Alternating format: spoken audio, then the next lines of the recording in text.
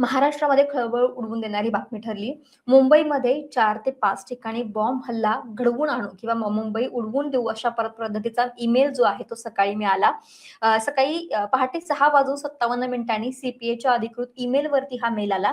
ज्याच्यामध्ये Iran, Israeli, America युद्धाचा संघर्षाचा संदर्भ देत खालिस्तानी आंदोलकांशी संबंधित असल्याचा एक मेल आला. ज्याच्यामध्ये मुंबईतील विधान भवन जिथे आता अर्थसंकल्पीय अधिवेशन सुरू आहे, बीई म्हणजे बॉम्बे स्टॉक एक्सचेंज यासोबतच मुंबई हायकोर्ट आणि मेट्रो या 4 ते 5 ठिकाणी बॉम्बस्फोट घडवून देण्याचा ईमेल जो आहे तो केला गेला. यानंतर मुंबईमध्ये खळबळ उडाली. पोलीस यंत्रणा असेल, एसपीआरएफ जवान असतील ते सगळेच कामाला लागले. बॉम्ब स्क्वॉड असेल या चारही ठिकाणी शोध मोहीम सुरू झाली. अर्थसंकल्पीय अधिवेशन सुरू असताना इतकी मोठी बातमी येणं, त्यानंतर विधान भवनामधील जे अधिकारी होते कामकाज करणारे त्या सगळ्यांना बाहेर काढलं गेलं.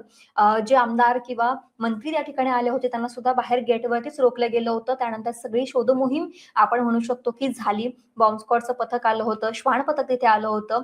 सगळीकडे तपासणी केल्यानंतर 4 ठिकाणी म्हणजे विधान भवन असेल, बॉम्बे स्टॉक एक्सचेंज असेल, यासोबतच मुंबई हायकोर्ट असेल किंवा मेट्रोच्या ठिकाणी जी महत्वाची ठिकाणं आहेत मुंबईतील त्या सर्व ठिकाणी ही तपासणी केली गेली आणि त्यानंतर जे आहे की हा धमकीचा मेल फक्त धमकी होती. त्याच्यामध्ये असं पद्धतीचं चुकीचं कुठलीही गोष्ट सापडली नाही. त्यानंतर विधान भवनाचं कामकाज जे आहे ते सुरळीतपणे पार पडलं.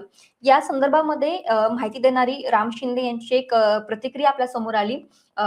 मी टीव्ही स्क्रीनवरती हे करते की राम शिंदे आणि सुनेत्रा पवार जे उपमुख्यमंत्री सुनेत्रा पवार आहेत त्या दोघांनी सुद्धा या प्रकरणावरती प्रतिक्रिया दिली आहे. खरं तर हे दोनही म्हणजे जे भाग आहेत मग ते म्हणजे विधिमंडळ असू द्या किंवा बॉम्बे स्टॉक एक्सचेंज असेल किंवा मेट्रो असेल, हे सगळे कायम गर्दीचे ठिकाणं असतात.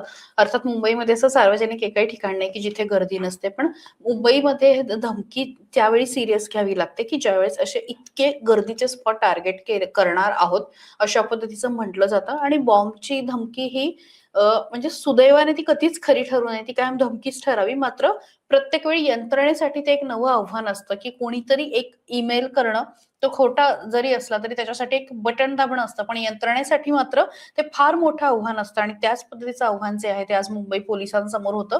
मात्र ती धमकी जी आहे ती खोटी असल्याचं स्पष्ट झालं.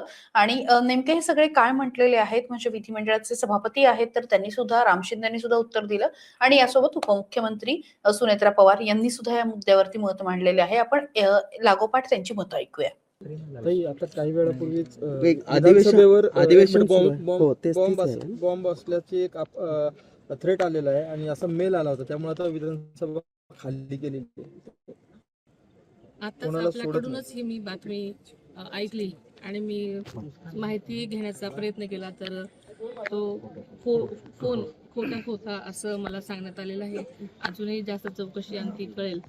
आज सकाळी 6:57 सीपीएच्या मेलवरती धमकी आलेली आहे आणि या धमकीच्या अनुषंगाने अर्थसंकल्पीय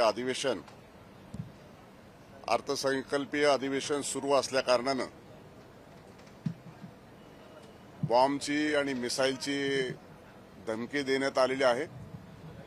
त्या अनुषंगाने जी अत्यावश्यक चौकशी आणि तपासणी करण्याची गरज होती त्या पार्श्वभूमीवरती BDDS bomb detection and disposal squad आणि डॉग स्क्वॉड यांनी विधान भवनामध्ये प्रवेश करून सर्व सखोल अशी तपासणी सुरू आहे.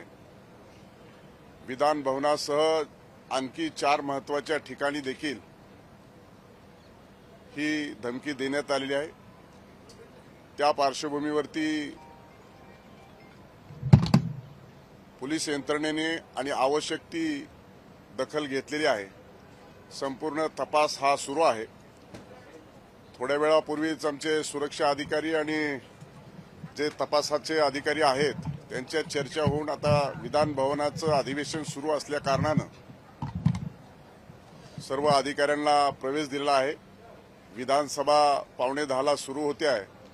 विधान परिषद ही 10 वाजता सुरू होणार आहे आणि त्या पार्श्वभूमीवरती अतिशय संवेदनशील आणि संपूर्ण महाराष्ट्राचं लक्ष असलेलं हे अर्थसंकल्पीय अधिवेशन असल्या कारणानं ही धमकी प्राप्त झालेली आहे. त्या धमकीच्या पार्श्वभूमीवरती संपूर्ण विधान भवनामध्ये आता तपासणी सुरू आहे. कोणाकडनं आलं होतं, कुठल्या आयपी ऍड्रेसवर आलं होतं, काही माहिती मिळालेली आहे का प्राथमिक? संघटना आहे किंवा कुणी तो मेल पाठवलेला आहे अधिकची माहिती? त्या संदर्भामध्ये अधिकची माहिती आता एवढ्या लवकर आणि घाईघाईनं आपल्यासमोर उघड करणं योग्य होणार नाही.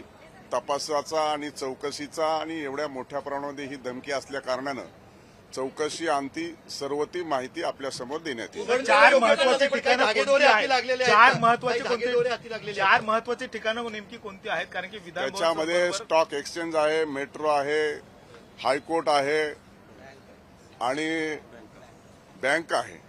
असे चार महत्वाचे ठिकाणे देखील विधान भवनाबरोबरच या चार महत्वाच्या ठिकाणाचा देखील त्यामध्ये समावेश आहे आणि त्यामध्ये टायमिंग सुद्धा दिलेला आहे आणि म्हणून त्या अनुषंगानं जास्त आवश्यक ती खबरदारी राज्य सरकारच्या वतीनं आणि जी आवश्यक ती तपासणी आणि चौकशी आणि बॉम्ब डिटेक्शन अँड डिस्पोजल स्क्वॉडच्या माध्यमातून, डॉग स्क्वॉडच्या माध्यमातून आवश्यक ती कारवाई सुरू आहे, तपासणी सुरू आहे. निश्चित स्वरूपामध्ये यापुढील जी काही घटनाक्रम होईल त्या अनुषंगाने आपल्याला योग्य वेळी सांगण्यात येईल. सकाळी 6:57 महाराष्ट्रातील सर्व बातम्यांचे विश्वासार्ह व्यासपीठ सकाळच्या सर्व सोशल मीडिया प्लॅटफॉर्मला लाईक, फॉलो आणि सबस्क्राईब करा. तसंच सर्व नोटिफिकेशनसाठी बेल आयकॉन प्रेस करायला विसरू नका.